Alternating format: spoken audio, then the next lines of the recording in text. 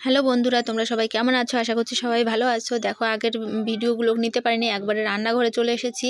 আজকে রান্না হচ্ছে আলু সিদ্ধ, বেগুন পোড়া আর সিম, আলু, গাজর আর মটরশুঁটি দিয়ে একটা ভাজা। তারপর দেখো রেডি হয়ে নিয়েছি। মেয়ে আমি যাব বাপের বাড়ি আমার।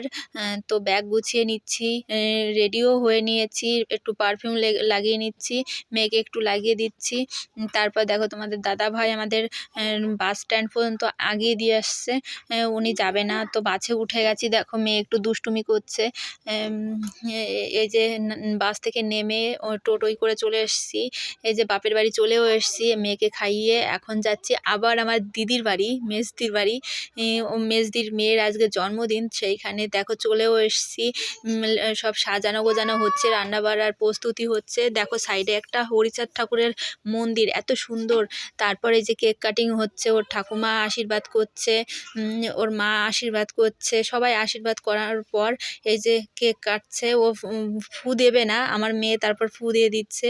এই যে কেক কাটছে, সবাই ওকে আশীর্বাদ করো, ও যেন অনেক বড় হতে পারে। আজকের ভিডিও এটুকুই, বাই।